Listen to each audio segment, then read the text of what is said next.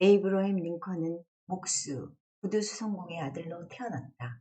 허름한 통나무 오두막에서 가난하게 살았다. 가축을 기르고 농사일을 도왔다. 1년 정도 학교를 다녔다. 링컨의 아버지는 아들이 공부하는 것을 싫어했다. 링컨은 어려서 어머니를 잃었다.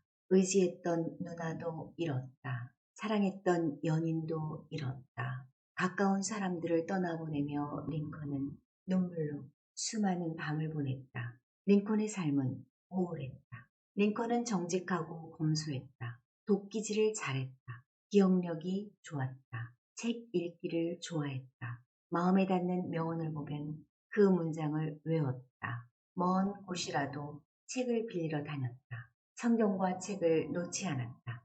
유머를 좋아했고 쉽게 풀어 이야기를 잘했다. 제임스 쉴즈를 조롱하는 글을 썼다가 목숨을 건 결투 신청을 받았다. 극적인 중재로 끝났지만 이후 링컨은 타인을 모욕하는 글을 쓰지 않았다. 링컨도 실수를 저질렀다. 그러나 그것을 반복하지 않았다. 짐꾼, 잡화점 점원, 고체부, 나룻배 사공, 측량 기사를 했다. 특히 작은 도시와 개척지 사이의 경기지에 있던 잡화점에서의 경험이 링컨의 사교력을 키웠다. 링컨은 사람을 포용하는 힘을 발휘했다. 패배가 한 번밖에 없었던 프로 레슬러였다. 미국 레슬링 협회 명예의 전당에 올랐다. 그러나 사업에서 거듭 실패했다. 선거에서만 7번 이상 낙선했다. 실패하고 나면 자신을 추스르고 격려했다. 이발을 하고 몸을 단정히 했다. 청년 링컨은 뉴 올리언스 시장에서 흑인 노예들을 짐승처럼 팔고 사는 장면을 목격했다. 링컨은 이 모습을 잊을 수가 없었다.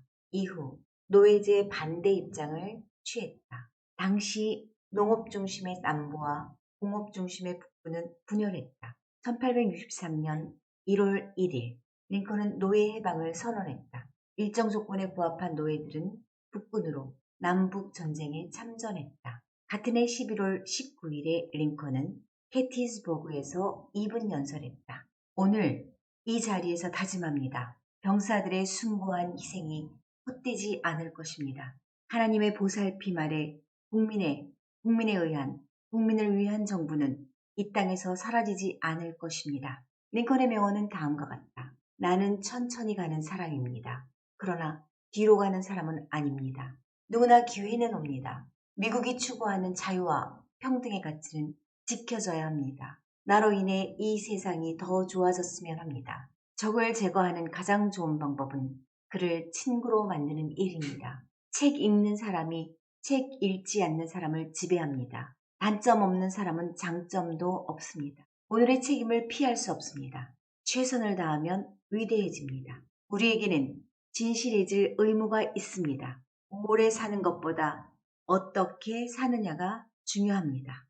링컨은 1832년 일리노이주 의회 선거에서 낙선했지만 2년 후 당선되어 4번 연임했다. 연방 하원 의원이 되었다. 독학해서 27세에 변호사가 되었다. 1858년 연방 상원의원 선거에서 낙선했다. 1860년 공화당 후보로 대통령에 당선되었다. 링컨은 공화당 최초의 대통령이 되어서도 직접 구두를 닦았다. 언제나 검소했다. 링컨을 찾아온 친구가 물었다. 대통령이 자기 구두를 닦고 있나? 링컨은 반문했다. 대통령이 남의 구두도 닦아야 하나? 링컨에게는 남다른 관용이 있었다. 링컨은 남들이 못생겼다는 말에 화를 내지 않았다. 오히려 가장 못생긴 사람이 되고자 했다. 그만큼 당당했다. 남북 전쟁 당시 링컨이 전방을 시찰했다. 키 큰 링컨이 겁도 없이 총알이 날아오는 곳으로 걸어갔다. 육군 중위 홈즈가 링컨을 향해 소리쳤다. 바보 같으니 빨리 엎드려요!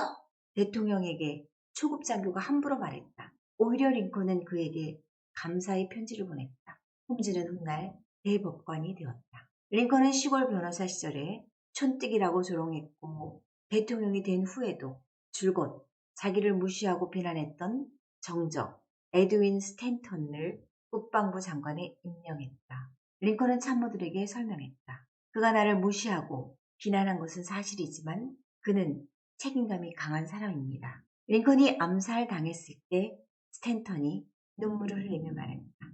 이곳에 가장 위대한 사람이 누워 있습니다. 링컨에게는 성숙한 인간미가 있었다. 링컨이 대통령이 되어 연설하려고 기다리고 있었던 때였다. 어느 상원 의원이 당신 아버지가 구두 제조공이었다는 사실을 잊지 마시오. 가끔 구두를 만들기 위해 우리 집에 찾아오곤 했어. 라고 조롱하듯 말을 건넸다. 링컨은 눈물을 머금은 채 한 의원님 덕분에 잊혀진 제 아버지의 얼굴이 떠올랐습니다. 그분은 멋진 신발을 만들고 수선하는 일을 했습니다. 혹시 신발 수선할 일이 있을 때에는 제게 말씀해 주십시오. 아버지보다는 못하지만 저도 옆에서 배운 스킬이 있기에 어느 정도는 고쳐드릴 수 있습니다.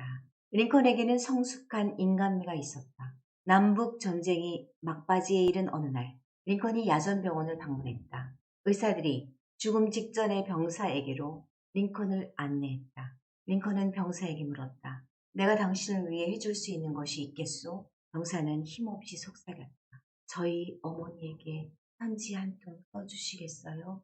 보고 싶은 어머니, 제가 부상이 심해 아무래도 회복하지 못할 것 같습니다. 저 때문에 너무 슬퍼하지 마세요. 하나님께서 아버지와 어머니를 축복해 주시기를 빌겠습니다. 링컨은 이렇게 받아 적었다. 그리고 말미에 당신의 아들을 위해 에이브러햄 링컨이 대필했습니다. 라고 덧붙였다. 병사를 바라보면서 링컨의 눈에 눈물이 보였다.